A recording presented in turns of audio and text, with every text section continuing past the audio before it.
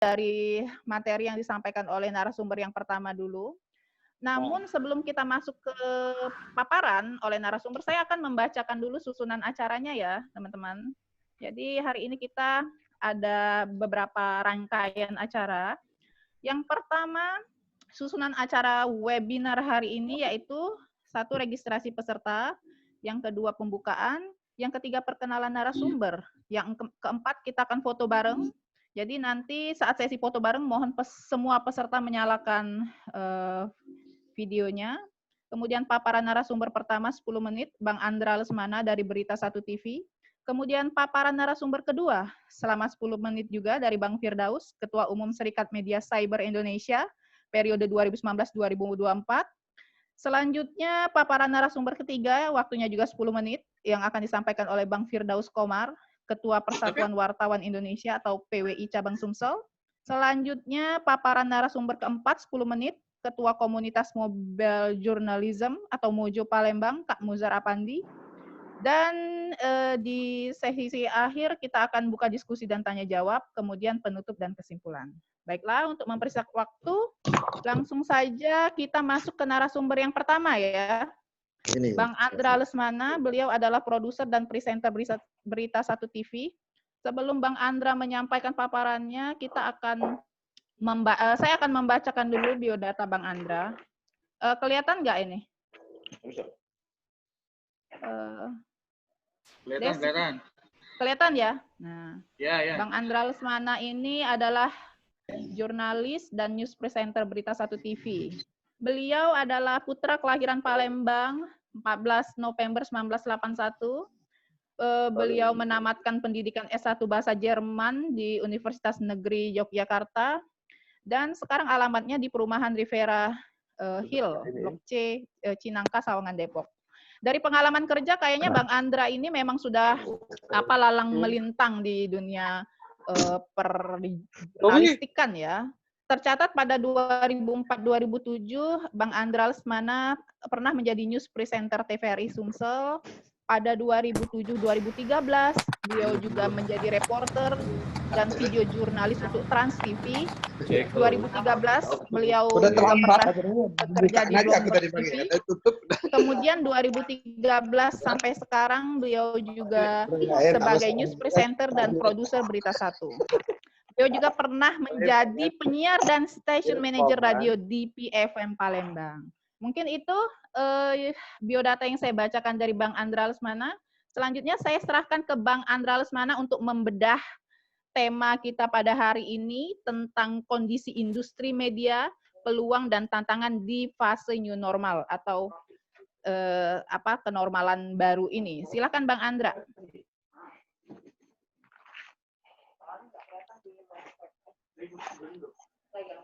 Untuk supaya dia nggak ini, supaya kita nggak ngomong sini ya. Ini. Bang Andra. Iya, Mama ya, kaki itu dua. Bang Andra silakan komentarnya Bang Andra tentang tema kita hari ini, peluang dan tantangan industri media di tengah tatanan kenormalan baru. Mungkin saya buka dengan pertanyaan ya. Jadi kan Bang Andra, semua orang kini di rumah, mungkin awak media juga dibatasi untuk melakukan peliputan. Orang sekarang sudah berkurang nonton TV karena beralih ke YouTube dan akses mobile lainnya. Jadi masyarakat sudah banyak bikin konten sendiri. Ini bagaimana Bang untuk industri media, peluang dan tantangannya di kondisi seperti ini menurut Bang Andra seperti apa? Nggak kedengeran? Saya kok nggak kedengeran Bang Andra ya?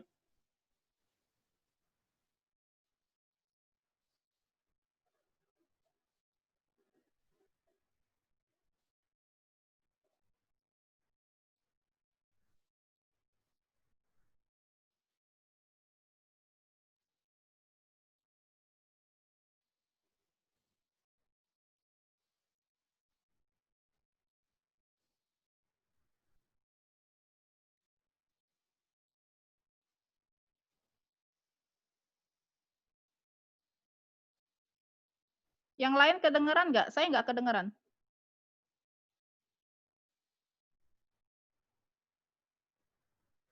Oke, kalau misalnya Oke, kedengeran itu. Iya, oke, oke. Silakan lanjut Bang Lanjut, Andra. lanjut Bang Andra. Lanjut Bang Andra. Ya, silakan Bang. sudah bisa terdengar? Iya, oke. Oke, baik.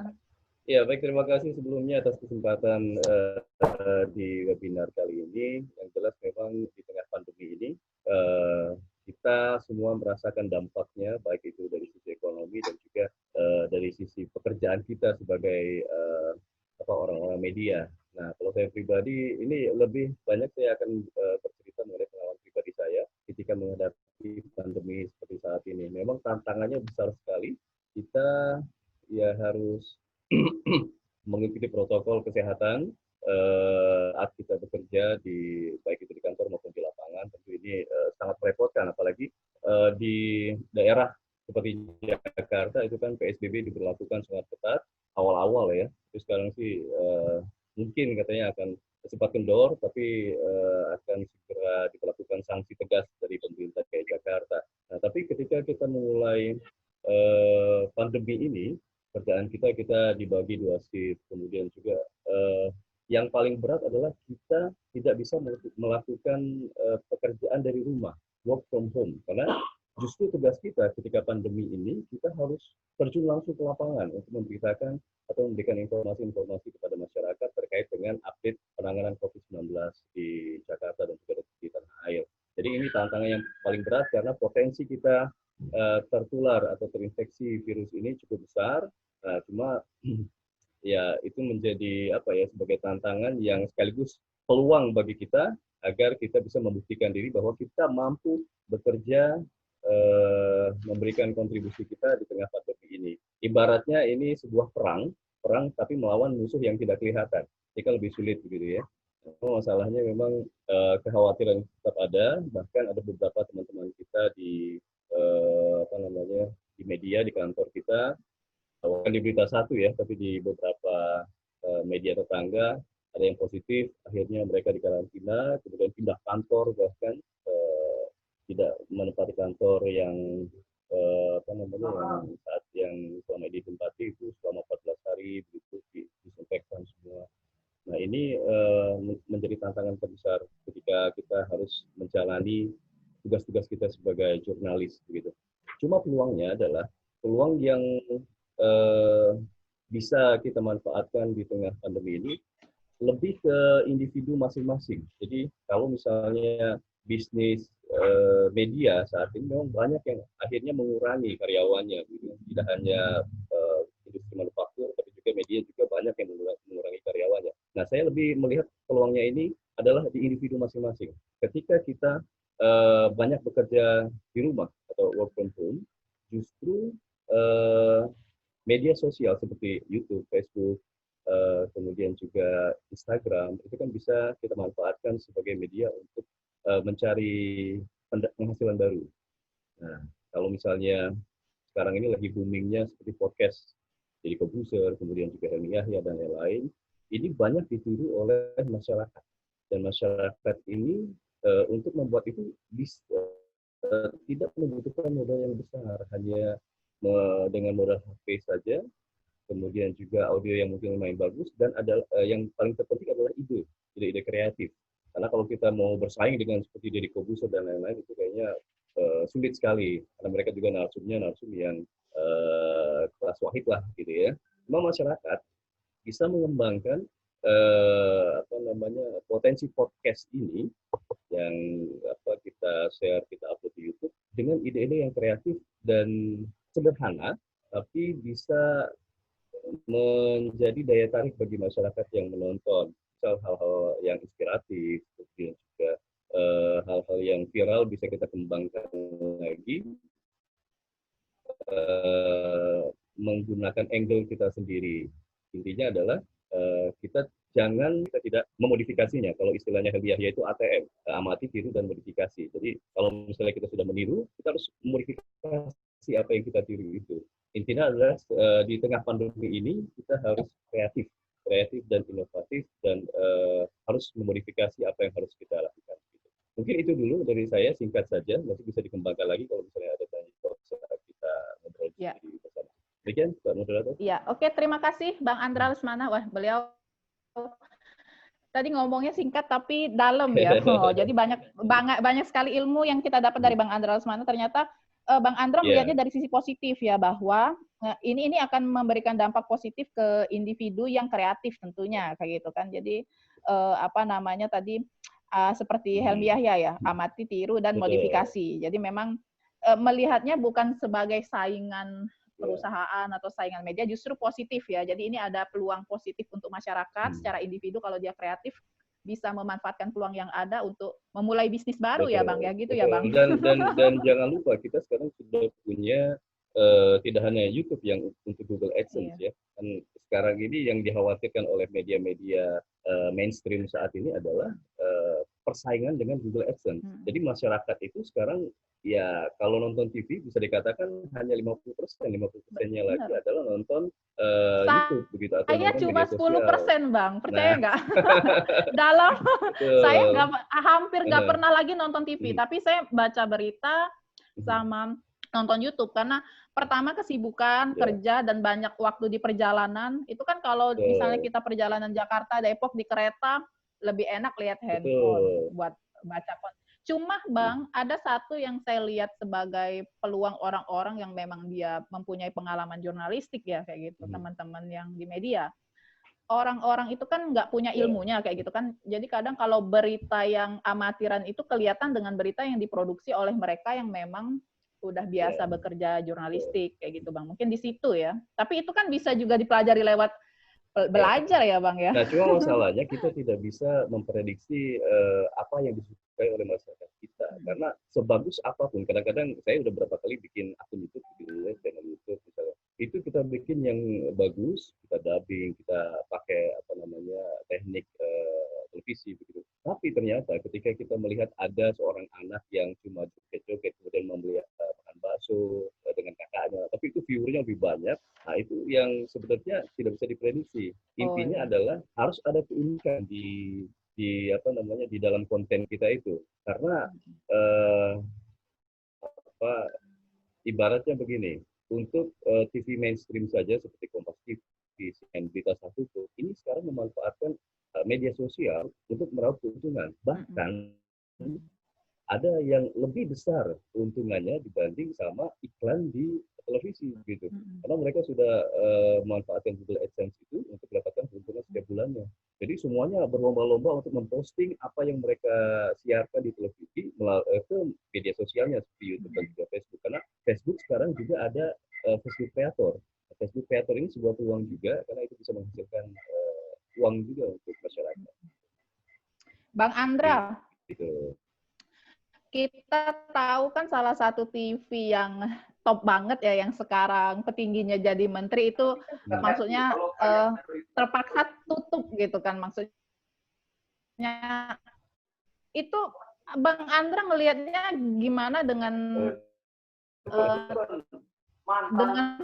perusahaan lainnya kayak gitu? Masih bisa atau seperti apa, Bang?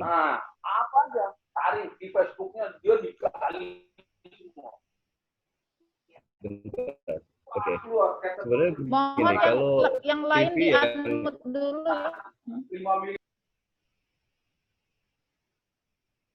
Iya. Kalau TV yang saat ini sedang ibaratnya bleeding ya, jadi iklannya memasang tarif iklan yang dibanding TV-TV yang sudah eksis saat itu. Nah, kemudian mereka juga kan memang meng-hire atau internasional atau menggunakan artis dari luar negeri begitu yang memang apa namanya memang sudah mendunia begitu. Nah, di awal itu memang kepercayaan diri itu yang menjadi blunder menurut saya ya, menurut analisa saya dan juga teman-teman yang lain, bahwa ketika mereka sebagai TV baru dan tidak mencakup semua daerah di Indonesia, mereka hanya beberapa daerah saja, kota-kota besar saja yang ada di Indonesia, mereka bisa dijangkau oleh masyarakat. Mereka sudah memasang tarif yang sangat tinggi, tarif iklan ya. Nah, sehingga apa namanya masyarakat atau produsen pun yang ingin memasang iklan itu berpikir ulang untuk memasang iklan di TV masa kini itu, hingga akhirnya ya banyak nyaris kolaps ya, sekarang masih bleeding lah, masih hidup, cuma sudah banyak sekali karyawannya yang sudah dirumahkan bahkan di PHK. Kebetulan juga Bapak Menteri ini adalah mantan bos saya. Oh iya benar. Ya, jadi Iya. Pak Menteri ini memang memiliki standar yang tinggi untuk memproduksi sebuah program. Nah, ini yang menjadi menurut saya blunder karena mereka sudah harus bersaing dengan program-program yang dicintai di sana seperti TV, Indonesia dan lain-lain, tapi ternyata mereka masuk dengan format baru dengan tarif iklan sangat tinggi, sehingga akhirnya bleeding hingga saat ini. Itu yang menurut saya ya jangan sampai kita ikut-ikutan seperti itu, ingin wah tapi akhirnya ya ternyata yang usaha kayak kerakyatan juga bisa ini ya Bang, bisa hidup, bisa mengunggul ya Bang. Kayak si Ria Ricis itu Bang, dia kan ini ya, maksudnya individu. Dia manajemen spesi itu dan targetnya adalah anak-anak melihat dia itu kan kalau Ria itu yang sekarang menjadi nomor 2 yaitu di Indonesia kalau nggak salah. Oke, terima kasih Bang Andra. Nanti kita ngobrol lebih lanjut lagi ya. Kita beralih ke pembicara yang selanjutnya. Karena kita masih ada 3 yang antri di belakang Bang Andra. Ya, mohon maaf. Jadi, baiklah teman-teman, tadi sekilas gambaran dari Bang Andra mungkin udah membuka pikiran teman-teman ya untuk mengajukan pertanyaan nanti di belakang kita diskusi. Jadi udah tergambar bahwa ternyata media itu memang merasakan sekali kayak gitu kan efek dari new normal ini kayak gitu. Saya rasa bukan hanya new normal ya, sebelum ada Copit juga itu udah terjadi kan yang kasus Pak Menteri itu kayak gitu. Nah, ke depan ini akan menurut saya sih akan semakin besar ini tantangannya kayak gitu. Cuma di balik itu ada peluang-peluang ternyata. Oke, kita beralih ke pembicara yang selanjutnya. Saya udah ada pembicara yang kedua, yaitu Bang Firdaus. Bang Firdaus saja ya. Bang Firdaus dalam kurung saja. Ketua Umum Serikat Media Cyber Indonesia atau SMSI periode 2019-2024. Saya bilang saja karena ada satu narsum lagi yang namanya sama, Bang Firdaus Komar, Ketua PWI Sumsel. Bang Firdaus, apakah udah siap Bang Firdaus? Ya. Siap ya Bang? Bentar ya. Bang, saya mau share dulu, saya mau baca biodata Bang Firdaus biar teman-teman kenalan dulu sama Bang Firdaus ya. Ini Bang Firdaus. Kelihatan nggak? Kelihatan, udah Bu. Kelihatan? Oke, ini Bang nama lengkap Dr. Andus Firdaus MSE. Beliau adalah putra kelainan Kembang Tanjung 27 Juli 1969. Di mana ya Bang Kembang Tanjung ini Bang ya? Masih di Sumsel ya Bang? Halo. Jadi saya lanjut aja ya. Riwayat organisasi, Bang Firdaus ini pernah menjadi Ketua Persatuan Wartawan Indonesia PWI Provinsi Banten 2 periode, 2010 dan 2015, dan 2015-2019. Beliau juga pernah menjadi Sekretaris Jenderal SMSI Pusat 2017 dan 2019, kemudian Ketua Bidang Organisasi Persatuan Wartawan Indonesia atau PWI Pusat 2018 dan 2020, juga Ketua Serikat Umum Media Cyber Indonesia periode 2019-2024 sekarang ya. Nah, kalau lewat pekerjaan, Bang Firdaus sendiri itu mengawali karirnya itu lama banget ya, di tahun 1988, 1989 beliau udah jadi wartawan di Asalam. Kemudian pernah jadi dosen tetap di Unisla Lampung juga di 1994 dan 1999. Beliau juga pernah menjadi wartawan Korlip SKM Dharma tahun 94-98, Wapemret Lampung Aspirasi Daerah tahun 98-99, kemudian pemimpin redaksi majalah Teras 2000 sampai 2013, pernah juga menjabat sebagai direktur atau pemimpin umum majalah Teras 2013 sampai sekarang ya, masih ya Bang ya? Ya. Dan Direktur Koran Tangerang 2015 sampai sekarang. Baik, Bang Firdaus. Sekarang langsung aja ini paparannya Bang Firdaus tentang tema kita hari ini, Bang. Peluang dan tantangan industri media di tengah tatanan kenormalan baru menurut Bang Firdaus seperti apa, Bang? Iya. Terima kasih. Assalamualaikum warahmatullahi wabarakatuh. Waalaikumsalam warahmatullahi Mohon wabarakatuh. izin, saya agak terlambat masuk. It's okay Abang, nggak apa-apa. Ya, saya tadi tahunya jadwalnya siang gitu ya. Tiba-tiba diingatkan Adinda Firkom ya, Firdaus Komar. Nah, kebetulan pagi ini saya sudah ada agenda dengan Pak Henry CH Bangun ini di depan Pak Henry, kebetulan lagi ruang meeting kami dengan Ibu Ilona dari Mitra Google dengan Pak Junaidi.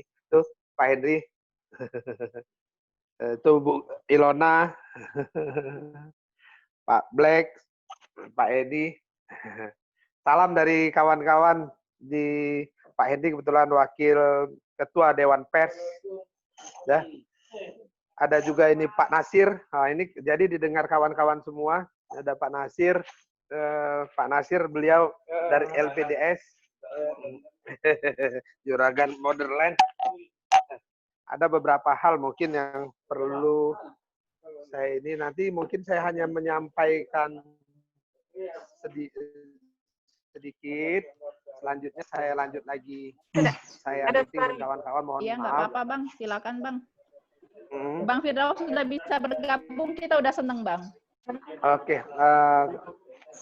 kebetulan kalau bicara tentang peluang dan tantangan industri media di tengah tatanan kenormalan, sesungguhnya kalau kita bicara jurnalis itu tidak mengenal normal atau tidak normal ya. Semakin tidak normal, semakin banyak fakta-fakta atau sebuah peristiwa dapat dikabarkan untuk melakukan perubahan itu bicara jurnalis.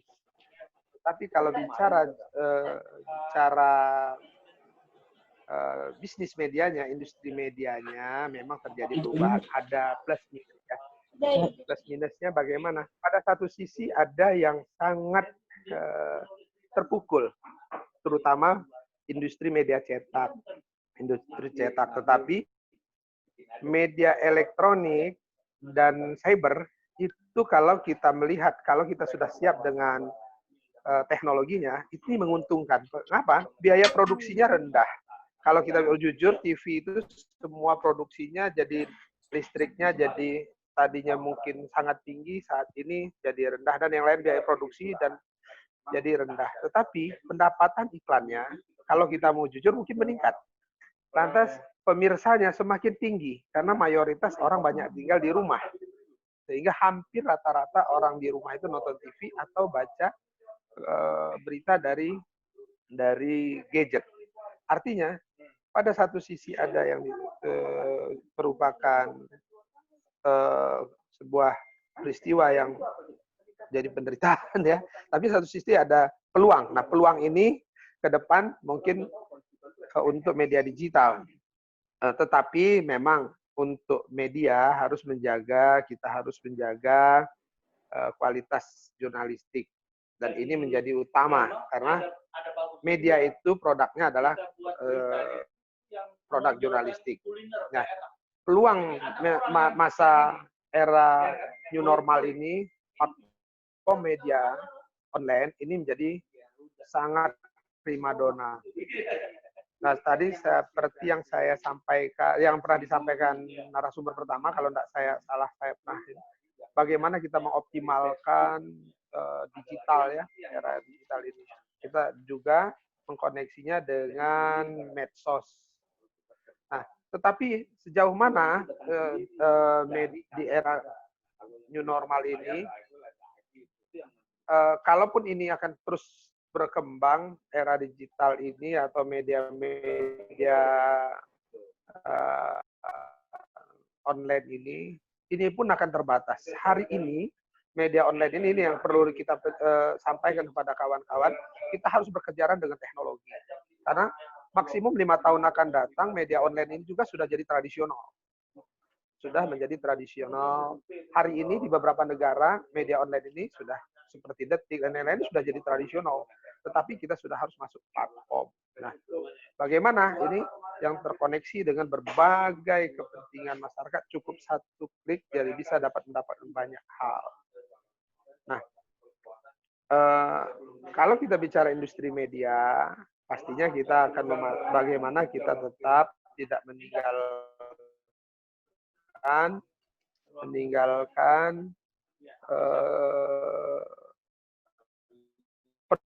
pedoman bisnis media itu sendiri.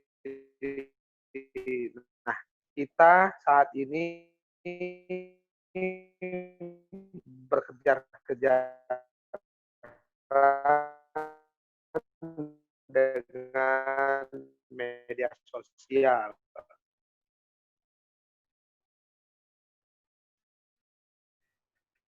Artinya tidak juga ini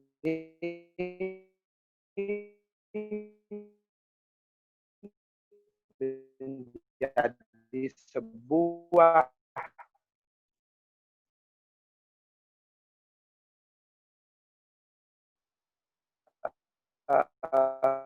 hal yang serius kalau kita bisa memanfaatkan itu menjadi sebuah satu kesatuan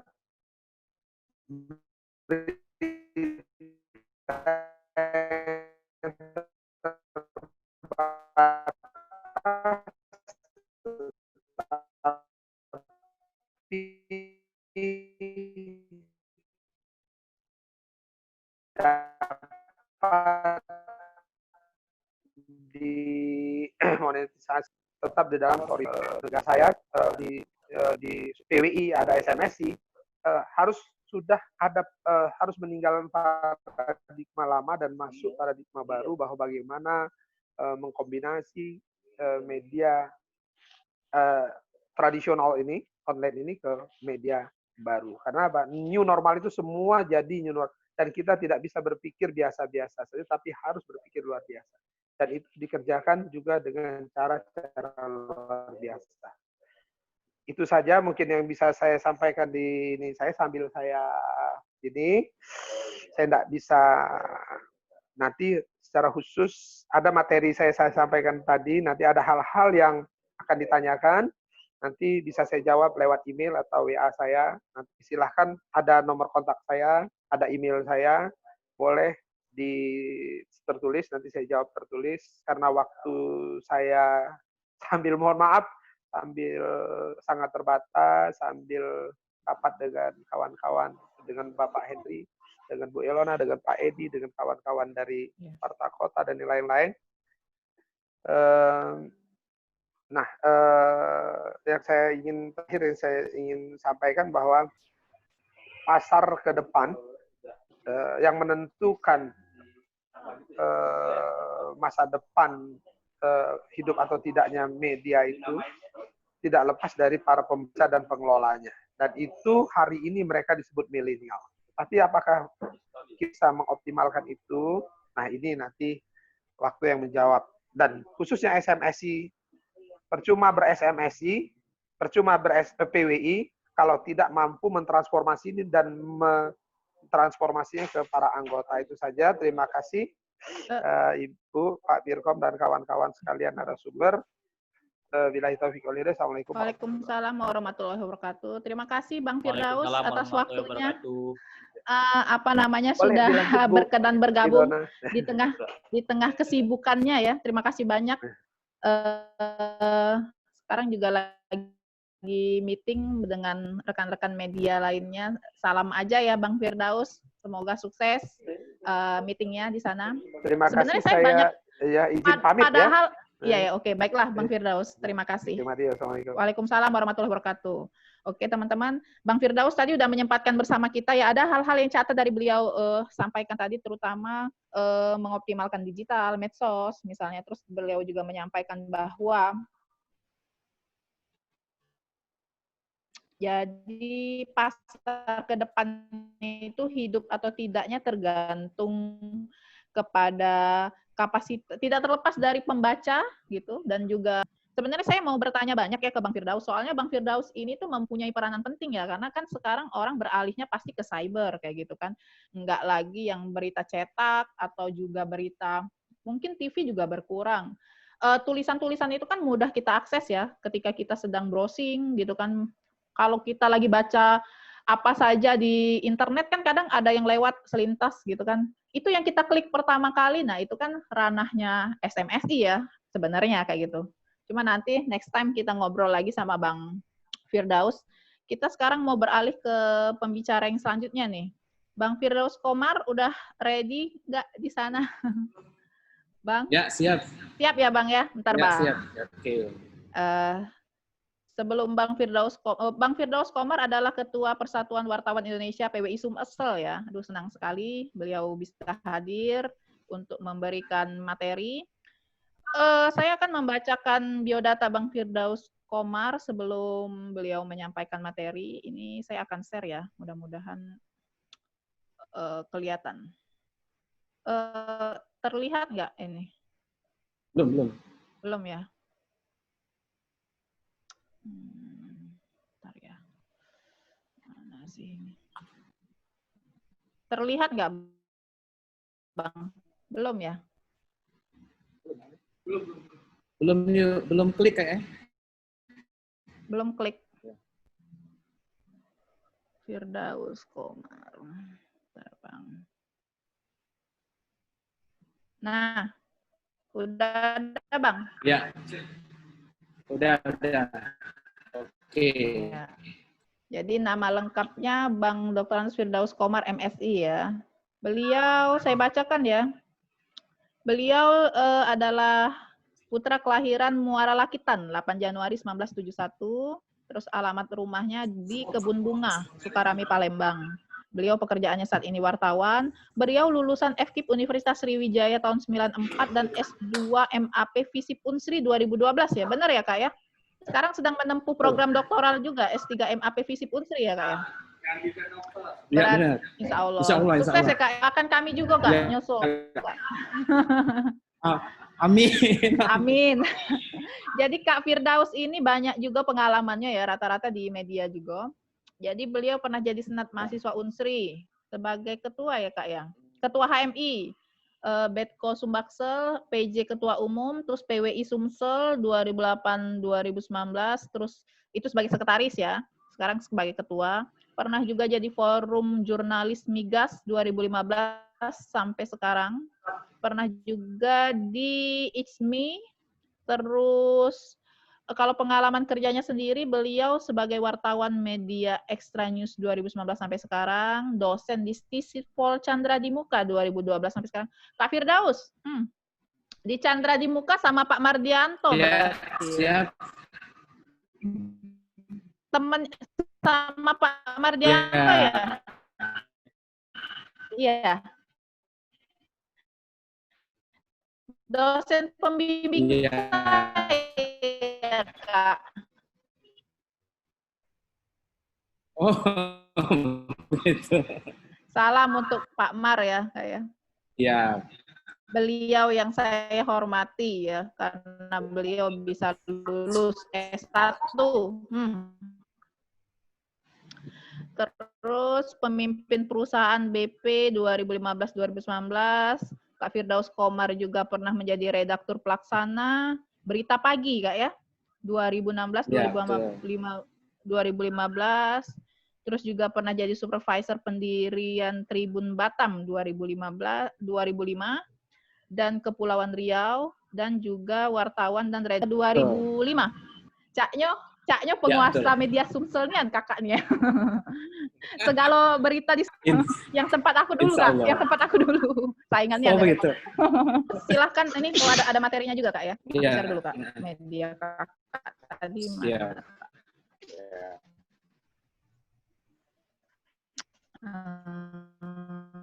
Mana ya?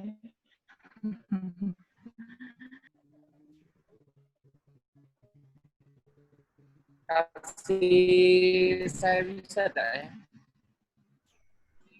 Oh ya, saya kasih. Iya, Saya kasih kakak host ya kak ya, bisa share sendiri kak. Oke.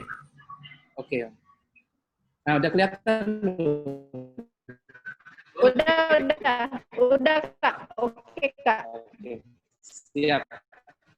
Baik, Bismillahirrahmanirrahim. Oke, Ketua. Assalamualaikum warahmatullahi wabarakatuh. Waalaikumsalam warahmatullahi wabarakatuh. Terima kasih kepada moderator dan LPGS ya. LPMGS, Kak. PMGS. Lupa M-nya. Alhamdulillah akhirnya acara ini kita bisa laksanakan ya. Dan terima kasih kepada pembicara sebelumnya, Bang Dinda Andra, kemudian Bang Firdaus Banten, ya saya Firdaus Ketua SMSI. Dulur kita tadi Firdaus dari SMSI. Kalau saya mencatat yang lebih penting bagaimana pengelola media itu harus memanfaatkan berbagai kanal informasi. Satu ya. Kemudian yang kedua, bagaimana menciptakan konten yang bisa memenuhi kebutuhan publik dan beda dengan out of the box-nya ya. Artinya konten yang kita bikin memang lebih dari atau lebih lengkap dari teman-teman yang lain. Karena ketika kita bicara peluang, pada saat yang sama tantangannya itu kita harus bersaing dengan media-media lain. Misalnya kita bicara media cyber. Media cyber kan jutaan online ya yang banyak sekali sekarang ini. Nah, bagaimana kita bisa eksis di tengah banyaknya orang ini? Kita harus menciptakan suatu konten yang menarik. Konten yang menarik ini seperti yang dilakukan oleh teman-teman di SMSI, misalnya kerjasama dengan pihak Google untuk men-tracking ya, bagaimana media-media online ini bisa lebih cepat ya untuk melakukan satu terobosan. Karena sekarang syarat utamanya itu harus menguasai teknologi ya. Baru kita bicara konten. Kalau kontennya sudah dapat, baru orang akan membaca. Orang akan menjadi rujukan ketika new normal ini. Karena new normal ini masyarakat berada banyak di rumah, tentu pengen banyak konten yang mereka inginkan. Konten yang mereka inginkan itu konten yang bisa memenuhi itu apa yang menjadi keinginan dari masyarakat itu sendiri. Itu saya pikir. Apa yang dilakukan oleh teman-teman media, apapun perubahannya, apapun kanalnya, tetap wartawan itu saya pikir tetap akan hidup, tetap akan menjadi suatu, tetap dibutuhkan oleh masyarakat, tetap dibutuhkan oleh satu negara ya. Karena kita tetap mengacu pada undang-undang ya, pers sebagai media informasi, sebagai media pendidikan, sebagai media hiburan, dan sebagai kontrol sosial.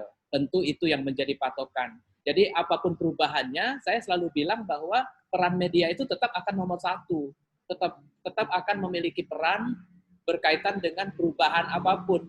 Ketika perubahan itu terjadi, bagaimana media itu mengawal suatu perubahan. Ketika perubahan itu memang terkena dengan media, bagaimana media itu menyesuaikan dengan kondisi saat ini. Saya pikir itu kata kuncinya, Dinda moderator, materi dari saya, garis-garis besarnya nanti kita bisa diskusikan lagi. Terima kasih. Assalamualaikum warahmatullahi wabarakatuh. Waalaikumsalam warahmatullahi wabarakatuh. Kalau bisa tepuk tangan, pengen tepuk tangan ya. Olehnya singkat padat jelas materinya Kak Firdaus Komar ini ya. Jadi kurang lebih tadi aku dapat bahwa kalau Kak Firdaus Komar melihat wartawan itu akan tetap hidup ya Kak ya, meskipun dengan kondisi apapun. Pertama, memang ada undang-undangnya, jadi kita kuat di sana. Kedua, memang fungsi wartawan itu mengawal perubahan dan sekaligus mengedukasi masyarakat. Betul, ya Kak ya, harusnya Kak ya. Jadi memang saya sih suka sebenarnya bahwa di kita tuh masih punya PWI, masih punya SMSI, karena kalau nggak ada mereka, bayangkan Kak berita-berita yang tersebar itu nggak ada yang ngontrol Kak. Misalnya gini nih, contoh Kak ya. Kalau dulu ya, saya nggak tahu. Dulu itu nggak ada misalnya video anak kecil terjepit di lift itu masuk ke internet. Nah itu, saya rasa itu kan harusnya bisa dikontrol Kak ya. Itu memang berita, tapi kan nggak harus begitu juga ya menurut saya ya Kak ya. Ini sebagai seorang ibu, saya sedih, saya takut gitu loh. Maksudnya menurut saya sih itu sadis gitu loh untuk menampilkan yang hal-hal yang begitu. Mungkin Di sini kan seharusnya nanti peran PWI mengontrol itu. Bayangkan kalau nggak ada akan seperti apa jadinya ya Kak ya. Ya, informasi Ada berseliweran ya. udah ada aja mereka masih banyak yang berita-berita hoak-hoak itu loh Kak. Banyak kan sebenarnya. Banyak kan? sekali ya. Jadi akan selalu dibutuhkan kayak gitu PWI, wartawan yang bisa menampilkan berita sesuai fakta, terus juga MSI ya kalau untuk cyber ya, karena orang udah beralih bukan yang nggak tahu koran masih ada nggak sih Kak sekarang? Masih. Koran cetak itu masih ada Kak? Masih. Iya. Ternyata masih ada yang bacanya ya. Aku dulu ini Kak di Pagar Alam Pos Kak. Iya. Itu grupnya Sumek. Grupnya Sumek Kak. Iya betul. Jadi merasakan Nian yang zaman koran itu dicetak, kami harus nunggunya tuh nyetaknya di Prabu Muli, baru dikirim siang. Jadi korannya tuh bukan pagi tapi jam 11 baru bisa disebar ke masyarakat. Sekarang kan kita tidak perlu ngambil-ngambil kok, langsung tinggal klik by internet sudah tampil, nggak perlu nunggu percetakan gitu kan. Tapi efeknya yaitu perusahaan kan. Iya betul. Iya kan. Kalau wartawannya tetap hidup, kalau perusahaannya mungkin. Iya. Wartawan tetap hidup, terutama yang kreatif Kak ya, yang bisa baca-baca peluang itu. Kak Musar misalnya, dia kan bisa bikin mojo ya Kak ya.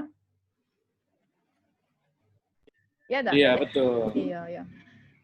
Udah bentuk kreativitas itu kan. Baiklah, ini sebelum ngomong-ngomong tentang Kak Muzar, kita akan masuk ke materinya Kak Muzar sebenarnya setelah ini ya.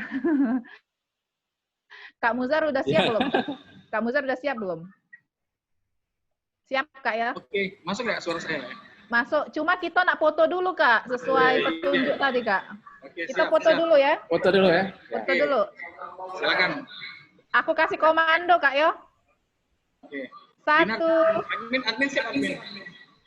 Siapa ini? Terserah. Siapa? Aku juga bisa print screen ini. Iya. 1, 2, 3. Lagi. 1, 2, 3. Ya. 1, 2. Lagi. Yo. Oke, tahan dulu ya. Aku nak memastikan dulu, Kak. Oke. Udah ada. Oke, udah. Terima kasih semuanya. Kembali santai lagi ya. Sekarang ngomong-ngomong tentang ini. Ini kita udah pas nih materinya tadi ya. Sudah Bang Andra curhat tadi kan tentang begini-begini. Terus ditanggapin sama Bang Firdaus. Terus ke Bang Firdaus Komar bahwa wartawan akan tetap hidup. Ada motivasi lagi Kak ya. Solusinya tuh kan tadi solusinya kata Kak Firdaus tadi. Ini tergantung kreativitas itu kan. Nah, berarti ini contoh yang sudah bikin kreativitas sekarang kita wawancarai. Kak Musar. Mojo. Iya, Mojo.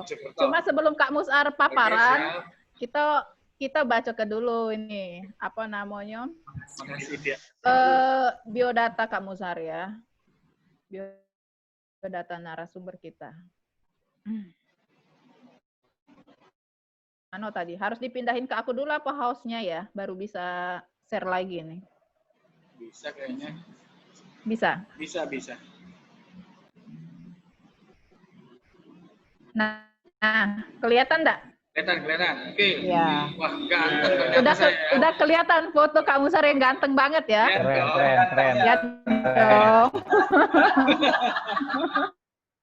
Tiada tandingannya ini. Iya. Baiklah, ini saya bacakan, izin membacakan dulu ya Kak, dan seluruh rekan-rekan semuanya. Jadi Kak, nama lengkap ini Kak Muzar Apandi, SIP, MSI. Beliau ini adalah putra kelahiran Prabu Muli, 28 Juli 1983. Pendidikan terakhirnya S2, dan saat ini beliau adalah kameramen ya Kak ya. Posisi terakhir kameramen berita dan produser pelaksana TVRI Sumsel. Dan kalau pendidikan sendiri, beliau menyelesaikan pendidikan S1 di FISIP Universitas Sriwijaya Indralaya 2001 sampai 2007. Kemudian dilanjutkan S2 di MAP Palembang juga ya Kak ya? 2015 sampai 2017. Kemudian pengalaman kerjanya lumayan banyak juga di industri media ya, Kak Muzar Apandi. Udah lalang melintang ya. Beliau pernah menjadi reporter, produser, dan koordinator liputan Sriwijaya TV, dan juga pernah Sriwijaya Radio juga, menjadi produser, penyiar, program direktur, dan sekaligus reporter. Kemudian TVRI Sumsel Babel menjadi kontributor berita, dan sekarang TVRI Sumsel sebagai kameramen berita. Untuk pengalaman organisasi, Kak Muzar juga pernah menjadi anggota ya Kak, pengurus Kak ya, Lembaga Pers Mahasiswa LPMGS Universitas Sriwijaya. Anggota biasa aja. Oh, iya, sama Kak ya, dari dulu senior saya Kak di ini. Kak Muzar ini senior saya dulu di LPMGS. Kemudian Ketua Bidang Organisasi Ikatan Jurnalis Televisi Indonesia Sumsel, Ketua Komunitas Mojo Palembang ya Kak, terakhir ya sekarang. Tapi di luar itu juga Kak Muzar ternyata aktif sekali, dia adalah dosen luar biasa jurusan Ilmu Komunikasi. Biasa di luar. SC itu apa Kak? SC itu apa? Chandra di Muka. Oh iya. Sisipu Chandra di Muka Palembang. Sama dengan Kak Firdaus tadi ya, dengan Pak Mardianto ya Kak. Itu senior kita. Oh, kalau aku di Palembang aku bergabung Kak dengan tim itu. Boleh. Terus juga dosen luar biasa jurusan Administrasi Negara Sispol Chandra di Muka Palembang, kemudian Ilmu Komunikasi UIN, dosen luar biasa jurusan Ilmu Komunikasi FISIP UIN Raden Fatah Palembang, dosen luar biasa jurusan Ilmu Komunikasi FISIP Unsri Palembang.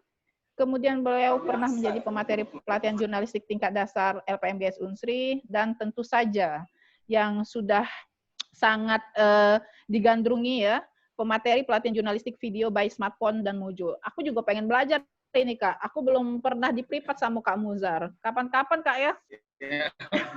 Boleh. Privat langsung. Nah, baiklah, untuk mempersingkat waktu, langsung saja waktunya saya kasih ke Kak Muzar untuk paparan materinya Kak, terkait dengan tema kita hari ini Kak ya. Baiklah. Assalamualaikum warahmatullahi wabarakatuh. Waalaikumsalam warahmatullahi wabarakatuh.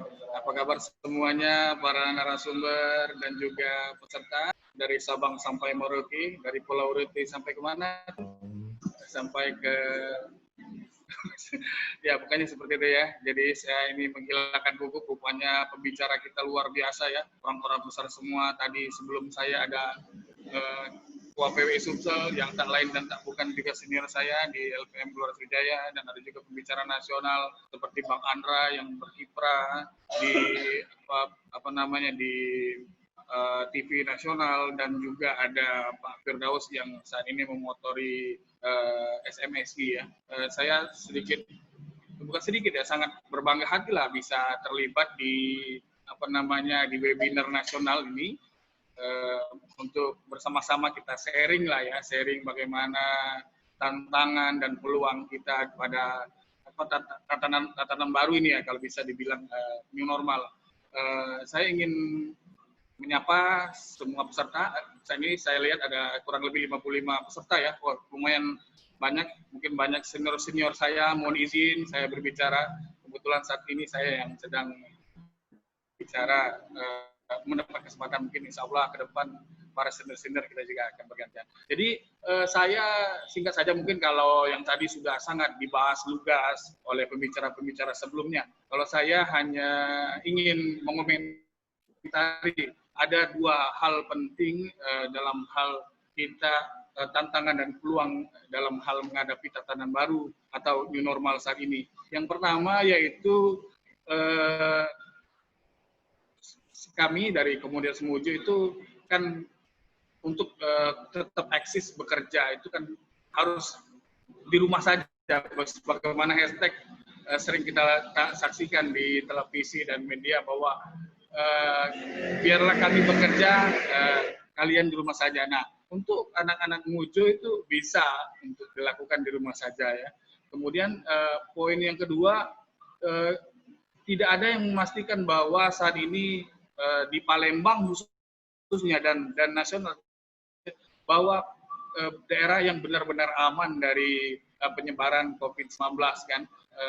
Contohnya ada beberapa media justru yang justru jadi penyebaran gitu. Ada salah satu yang karyawan yang meninggal lah. Berarti kan kita harus tetap waspada terhadap pencemaran COVID-19 karena barang ini kan tidak terlihat kan. Nah, sebagaimana kita seorang jurnalis ini justru menjadi garda terdepan selain bagian medis ya. Nah, medis mungkin berhadapan langsung dengan pasien, mengobati, merawat mereka. Tapi jurnalis juga menjadi garda terdepan karena masih saja berkomunikasi langsung, berhubungan langsung dengan baik itu narasumber, bahkan juga dengan PDP, ODP yang kita tidak tahu karena kita sering sekali masih berhubungan di lapangan. Saya bilang kami yang kembali lagi ke poin pertama, kita harus tetap bisa eksis ya. Kami dari komunitas Muja tentu saja bisa, harus, dan itu bisa kita lakukan sebagaimana siswa-siswi anak sekolah dasar dan juga SMP dan SMA yang saat ini belajar secara daring ya, secara daring, kita juga dari komunitas Mujo itu justru masih bisa melakukan pekerjaan kita dari rumah, jadi work from home dengan hanya mengandalkan handphone. Kita bisa mengambil gambar, tidak harus menggunakan kamera yang besar, dan bahkan pengeditannya pun kita juga bisa melalui handphone, bahkan juga pengiriman pun bisa lewat email, bahkan reportase pun langsung dari nasional pun bisa melalui video call yang melalui handphone, melalui Skype ya. Nah, berarti pandemi ini justru tidak terlalu berpengaruh lah bagi jurnalis, khususnya yang sudah memanfaatkan teknologi, khususnya mobile journalism. Justru itu lebih memudahkan, gitu kan. Jadi tidak ada alasan untuk jurnalis untuk menjadi ada hambatan dalam hal bekerja. Nah, yang kedua saya soroti, saat ini tidak ada yang menjamin bahwa tempat itu atau saat ini kondisinya sudah benar-benar aman ya. Saya menyoroti kayak di Palembang saja ada media yang justru tidak beroperasi ya, karena ada karyawannya yang meninggal dunia. Nah, di situ bahwa itu menjadi peringatan tersendiri bagi para jurnalis untuk tetap waspada dan tetap menerapkan protokol kesehatan. Nah, disitulah tantangannya. Jadi jangan lupa selalu menggunakan masker ketika liputan. Kita tidak tahu kan narasumber kita ini mungkin dia sebelumnya berpergian atau bersentuhan kontak langsung dengan siapa kan. Karena itulah yang menjadikan kita harus tetap waspada. Nah, dengan kita meminimalkan kontak, misalnya kita juga bisa memanfaatkan teknologi, bisa melalui via Zoom seperti ini. Kemudian selanjutnya bisa juga yaitu dengan cara kita minta rekam ya, karena kami yang jurnalis televisi kan tidak sesimpel koran atau televisi yang bisa wawancara hanya via telepon ya. Kami harus butuh audio visual. Jadi bisa juga kita minta rekamkan kepada narasumber apa yang ingin kita bicarakan. Dan saat itu sudah saya sering lakukan di masa pandemi ini. Namun mungkin yang perlu diingatkan kepada para narasumber kita dan juga teman-teman jurnalis, khususnya jurnalis muda, bahwa kalau seandainya merekam wawancara narasumber, itu jangan posisi portrait ya, tapi landscape ya, posisi kameranya tidur. Jadi lucu nih kalau seandainya hasil videonya potret seperti kayak story-nya Instagram ya Mbak Ayu ya. Mungkin itu sajalah mungkin prebul dari saya lah. Kira-kira nanti mungkin bisa kita diskusikan sama baik itu dari narasumber lain maupun peserta. Oke, terima kasih Kak Musar. Saya mau tanya dulu Kak Musar. Dulu itu apa sih Kak yang menginspirasi Kakak bikin Mojo itu? Kayaknya seluruh Indonesia ini belum ada deh, baru saya nggak tahu ya, tapi yang saya tahu Kak Muzar nih yang bikin mobile journalism kayak gitu, bahwa dari handphone kita bisa juga bikin video berkualitas, begitu kan Kak sebenarnya konsepnya? Iya benar, konsepnya aslinya itu sebenarnya dari citizen journalism ya. Jadi jurnalisme warga. Jadi siapapun bisa menjadi seorang jurnalis. Jadi intinya, kenapa saya bilang siapa menjadi jurnalis? Berarti siapapun orangnya, asal dia memiliki gadget atau alat kan, dia bisa menjadi jurnalis. Nah, yang jadi masalah untuk jadi seorang jurnalis televisi kan beda dibandingkan jurnalis lain yang harus memiliki kamera yang besar, yang gede. Ingat nggak, kita dulu pernah SCTV Gustu Kampus yang berat kamera itu dipanggul oleh kamera itu 20 kilo. Berarti kira-kira beras 1 karung ya. Nah, tapi curhat Kak. Curhat Kak. Kemajuan teknologi kan kita sudah punya handphone loh. Jadi saya ini mulai terinspirasi itu waktu saat mulai ada BB ya, BlackBerry ya. Karena mulai ada BlackBerry, mulai ada video di handphone ya. Jadi situ saya berpikir, oh, ternyata sebenarnya bisa dong kita kita membuat konten berita itu melalui handphone. Apalagi misalnya kejadiannya ada kebakaran di jalan. Pas itu di depan kita. Apakah mungkin kita ujuk-ujuk mau pulang dulu ke kantor mau ngambil kamera yang 20 kilo itu. Pas kita balik lagi ke lokasi apinya udah mati. Emang itu dianggap sudah berita, sementara berita itu pas pas kejadian itulah gambar terbaik. Maka dengan adanya teknologi handphone itu sangat membantu kita, khususnya jurnalis televisi. Nah, kalau masalah kenapa saya yang getol-getolnya ke medsos, karena mungkin saya yang hobi yang sering men-share ke medsos ya, ke Facebook, ke Instagram. Mungkin teman lain mungkin juga sudah melakukan hal itu, tapi mungkin tidak senarsis saya yang men-share ke Facebook atau Instagram. Kak Muzar, saya suka nih sama Kak Muzar karena dia positif gitu kan. Maksudnya tidak menjadikan, emang harusnya seperti itu ya insan jurnalis itu. Jadi kalau memang ada video yang itu faktual dari masyarakat, dia nggak merasa bahwa itu ancaman bagi perusahaan ya. Maksudnya itu justru bisa sama-sama kita menginformasikan yang lebih update untuk masyarakat sesegera mungkin kayak gitu kan. Jadi mengedukasi masyarakat juga untuk bisa menghasilkan produk berita yang berkualitas ya Kak ya?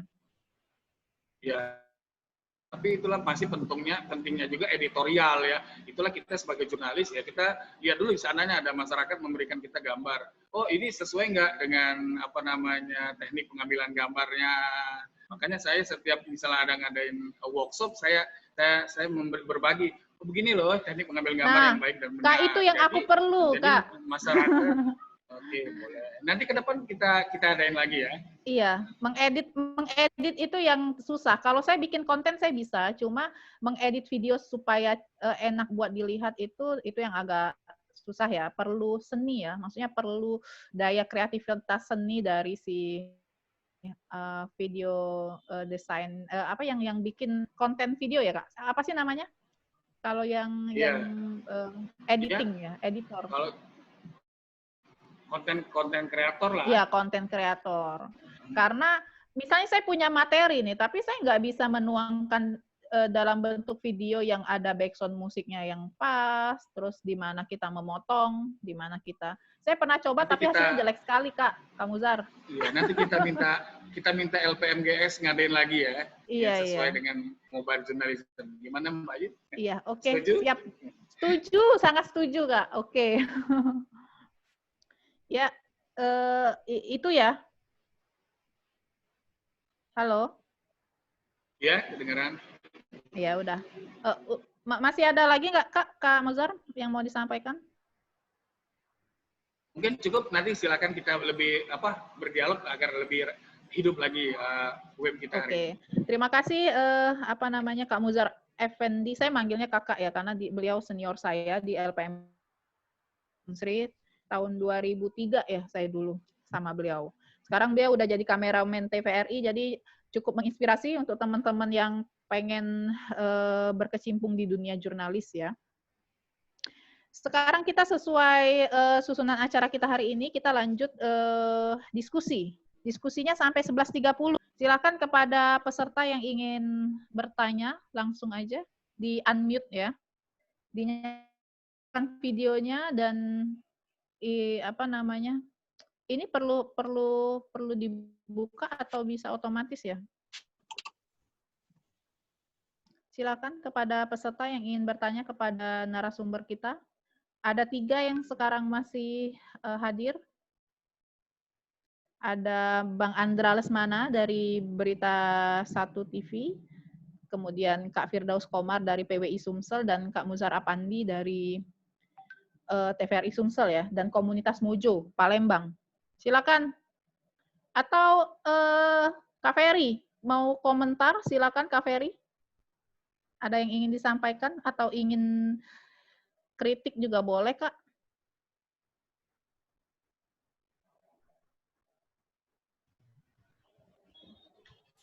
Oke, terima kasih semuanya. Di sini memang ada kita 3 narasumber yang mungkin bisa banyak membantu untuk diskusi lebih lanjut tentang tantangan dan peluang media di masa pasca COVID ini. Mungkin banyak hal yang bisa ditanyakan ke kakak-kakak, terutama namanya Kak Firdaus Komar. Mungkin kan saat ini kan kita tahu bahwa namanya kebanyakan pembiayaan media itu kan adalah dari iklan dan sponsorship. Gimana namanya mengenai pembiayaan media pada saat pandemi COVID ini juga? Untuk Kak Muzar, ya. Ini Kak Ferry ya, Kak ya? Iya, iya. Oke. Kak Ferry Yuliansa ya, mantan Ketua Umum LPMGS.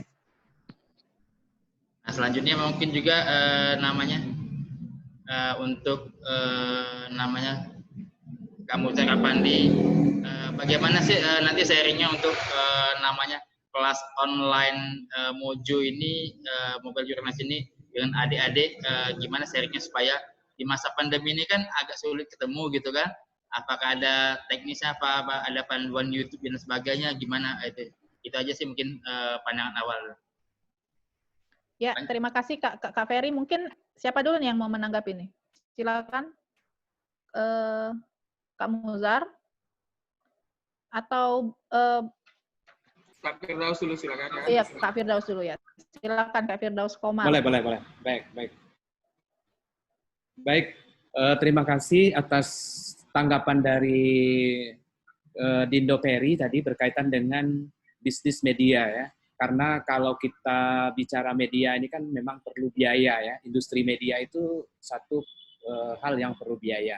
Yang sudah pasti biaya yang kita sumber biaya itu kan dari advertorial atau iklan ya, dari bisnisnya ya.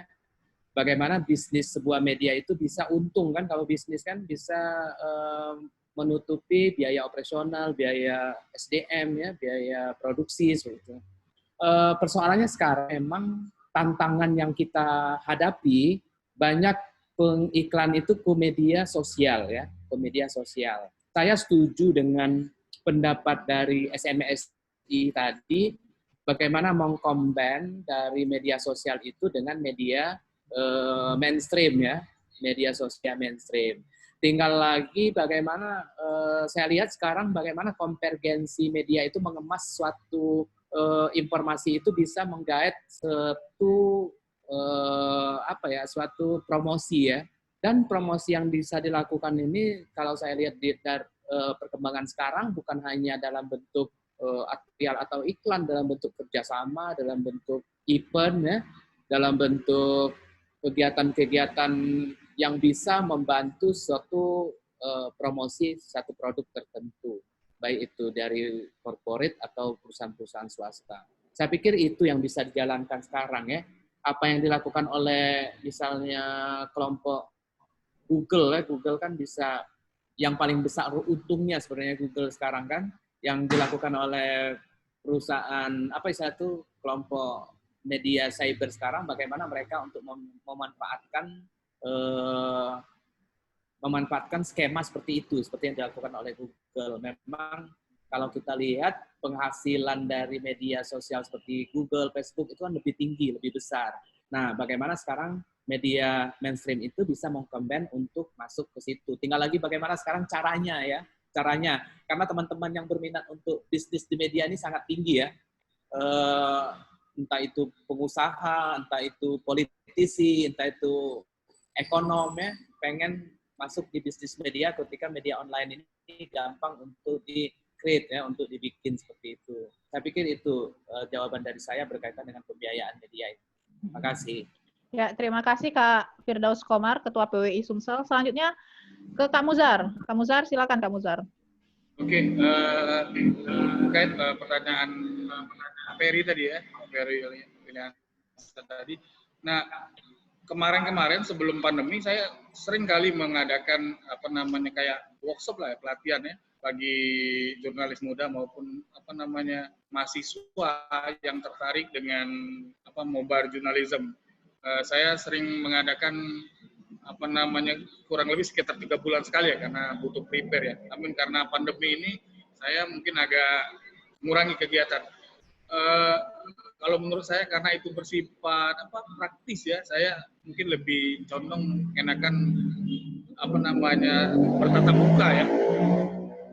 Saya memang sudah merencanakan pasca pandemi ini kegiatan itu mulai lagi. Tapi kalau misalnya anak-anak LPMGS atau yang lain kira-kira bisa membuat kayak treatment khusus bisa kita adain di masa pandemi ya boleh-boleh saja, nanti bisa japri saya mungkin Bayu. Itu jawabannya. Oke, terima kasih Kak Muzar. Selanjutnya kita akan menerima pertanyaan lagi dari teman-teman peserta seminar, tapi sebelumnya saya mau kasih pertanyaan kepada semua narasumber yang ada sekarang, 3 ya, Bang Andra Lesmana, terus Kak Firdaus Komar, sama Kak Muzar. Pernah terpikir nggak sih dengan kondisi sekarang ini pengen alih profesi gitu? Terus profesi apa kalau misalnya ada kesempatan untuk beralih profesi, kira-kira masih seputar dunia jurnalistik atau mau benar-benar beralih yang lain? Coba mulai Bang Andra dulu deh, saya pengen tahu jawabannya. Bang Andra Lesmana. Baik, terima kasih. Jadi gini, di tengah pandemi ini memang kita jurnalis apa ya sedikit merasa tersaingi dengan media sosial. Karena sekarang ini simpel sekali, orang mencari uang dari media sosial itu asal konsisten. Kuncinya adalah konsisten.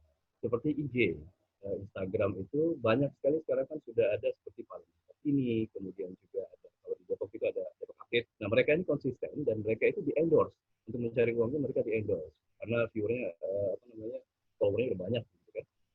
Nah dengan kondisi seperti ini ingin rasanya beralih profesinya itu sebagai jurnalis independen dalam tanda kutip. Oh iya. Jurnalis dalam tanda kutip. Jadi seperti mereka bebas, tidak ada waktu ngantor dan lain-lain. Dan nyambinya itu adalah saya kan memang dulu waktu di Trans TV sempat liputan kuliner keliling Indonesia begitu.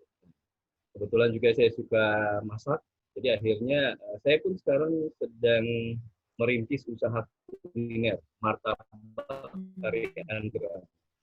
Oh iya. Ya, sebenarnya martabak Kari, cuma kan terus hari ini dibikin kan konten Bang ini Bang Andra di YouTube. Saat ini belum. Iya, saat ini belum. Kalau dulu sudah pernah, cuma kalau untuk yang martabak Kari ini saya alhamdulillah informasinya sampai ke Amerika, ada orang Palembang yang di Amerika. Oh, keren ya. Sebenarnya saya karena ada di komunitas alumni SMA 3 dan juga Saperius, jadi saya kadang-kadang martabak saya itu di-share ke mereka. Ini satu peluang juga, karena kan yang namanya makanan ini tidak akan ada habisnya, apalagi sekarang untuk pengiriman itu sudah sangat simpel sekali, bisa di GoFood, Grab, percaya mereka bahwa produknya bersih, higienis begitu. Itu yang harus kita jaga dan bisa menjadi peluang bagi kita. Oke, terima kasih Bang Andra. Jadi kalau Bang Andra dia sebenarnya masih pengen di jurnalistik, tapi yang mungkin lebih ke individu kayak gitu ya, ke apa namanya Bang, yang apa namanya maksudnya bisa lebih fleksibel dan tidak jadi kita itu sekarang gini, kita bersaing dengan media sosial yang mereka itu lebih sering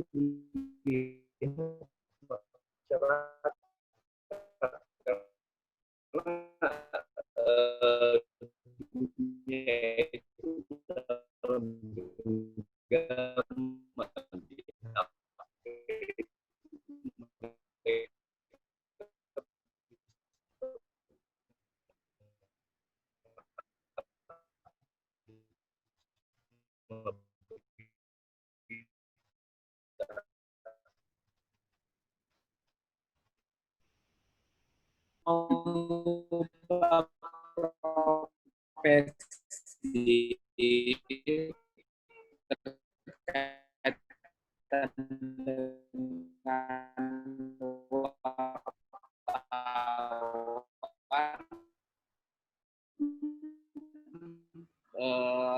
kayaknya enggak sih. Cinta ya Bang? Udah cinta ya Bang? Iya, karena dari awal habis cinta nih. Dari lihat awal virtual background. Konsisten dan persisten. Jadi saya pikir memang tidak mau lagi saya pindah profesi